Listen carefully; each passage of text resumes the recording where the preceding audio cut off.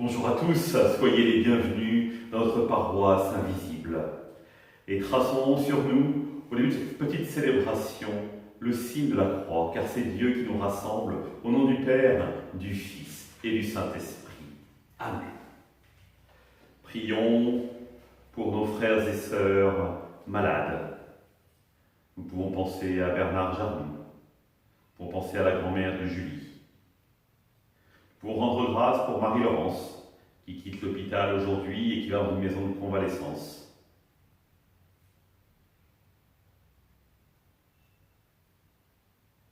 Prions pour les soignants, ceux qui se dévouent pour le bien commun, pour que les relations d'amour grandissent dans notre société.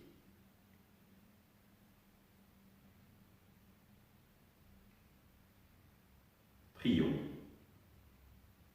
pour les défunts. Prions pour ceux que l'angoisse assaille devant le confinement. Prions pour que l'espérance jaillisse dans les cœurs de chacun.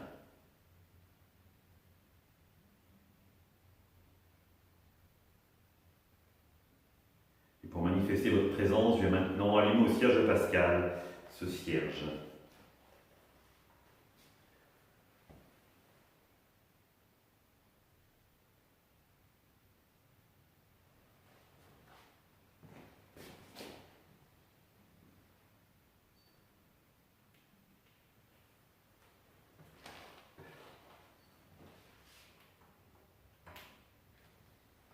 Dans l'évangile de Jean, en ce temps-là, Jésus disait à Nicodème, « Dieu a tellement aimé le monde qu'il a donné son Fils unique, afin que quiconque croit en lui ne se perde pas, mais obtienne la vie éternelle.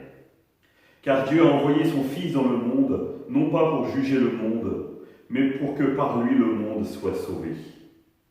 Celui qui croit en lui échappe au jugement, celui qui ne croit pas est déjà jugé, du fait qu'il n'a pas cru au nom du Fils unique de Dieu.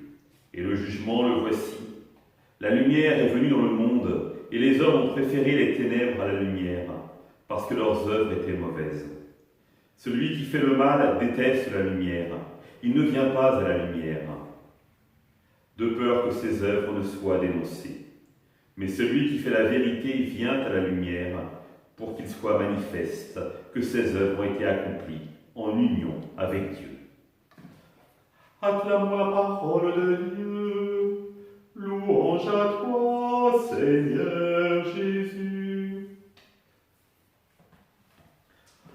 Nicodème a dû être content, parce que pour une fois, les paroles de Jésus que Jésus lui adresse sont plus claires.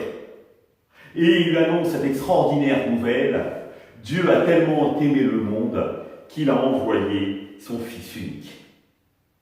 Alors évidemment, Nicodème a dû se poser, ah bon, Dieu a envoyé son Fils? Je ne le savais pas.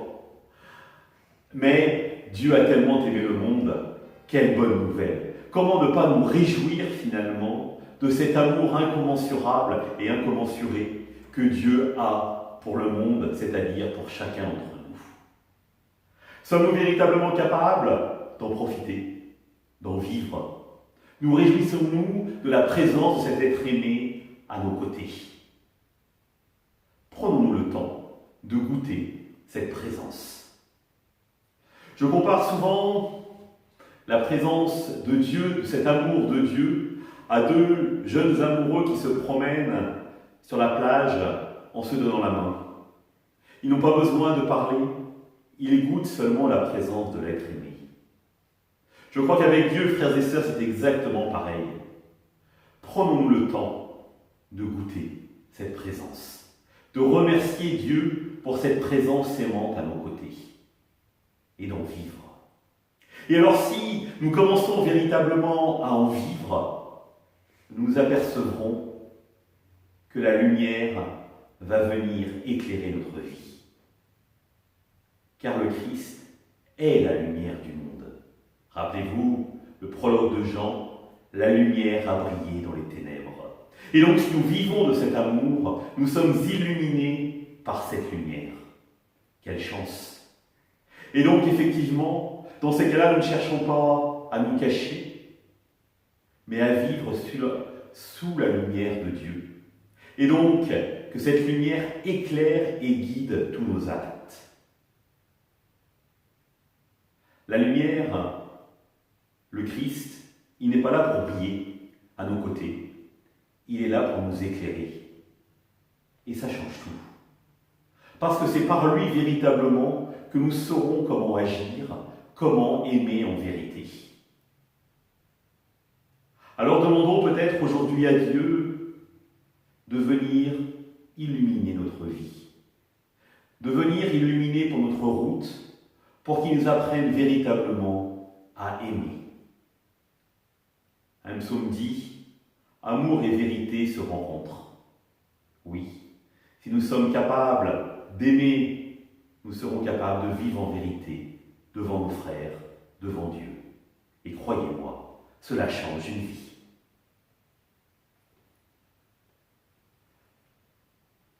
Concluons cette petite célébration en priant ensemble avec les mots mêmes que Jésus nous a laissés. Notre Père, qui es aux cieux, que ton nom soit sanctifié, que ton règne vienne, que ta volonté soit faite sur la terre comme au ciel.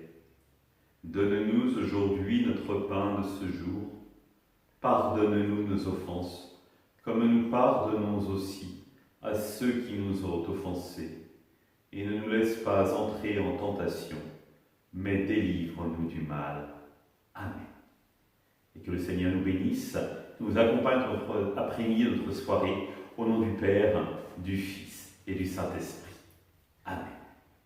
Bonne fin d'après-midi à vous et à demain. Au revoir.